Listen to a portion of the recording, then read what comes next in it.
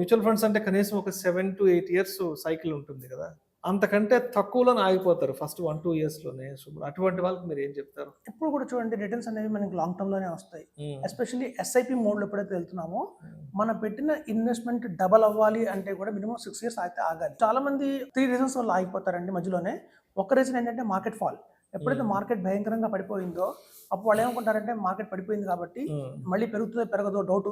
Redemption already చూసిన పెట్టేస్తారు. Amount తగ్గిపోయింది, ప్రిన్సిపల్ పడిపోతుంది. ఇంకా ఫర్దర్‌గా పడుతుందేమో అనే భయం. సో, ఇట్లాంటి భయాలతోటి వాళ్ళు పానిక్ అయిపోయి ముందైతే ఫండ్ ఆపేస్తారు. సెకండ్ ఏంటంటే ఎప్పుడైతే వాళ్ళ బ్యాలెన్స్ చూసుకున్నారో ఒక 10,00,000 దాకా వచ్చిందనుకోండి వాళ్ళ వాల్యూ. మన మైండ్‌లో ఉంటుంది 1,00,00,000 దాకా ఇన్వెస్ట్‌మెంట్ చేయాలి అని. కానీ హ్మ్. 10,00,000 దాకా ఎప్పుడైతే వాల్యూ వచ్చిందో వెంటనే 10,00,000 పెట్టి ఒక గోల్డ్ కొందామా? హ్మ్. ఓపెన్ ప్లాట్ కొందామా?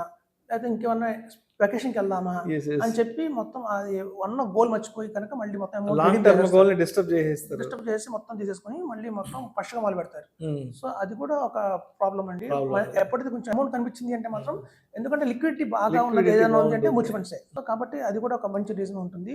ఇంకా థర్డ్ రీజన్ వచ్చేసి ఏంటంటే మీరు చెప్పినట్టుగా దీనికంటే ఏదైనా ఆల్టర్‌నేట్ ఇన్వెస్ట్‌మెంట్ ఏదైనా కనిపించింది బయట మార్కెట్‌లో బెటర్‌గా అంటే మాత్రం ఉన్నది. బెటర్‌గా ఉంది అంటే మాత్రం ఇది ఆపేసి అది వాటి పక్కకి వెళ్ళిపోతారన్నమాట. ఖచ్చితంగా కనుక 15 ఇయర్స్ కనుక వెయిట్ చేస్తే మాత్రం రిటర్న్స్ అయితే వస్తాయి.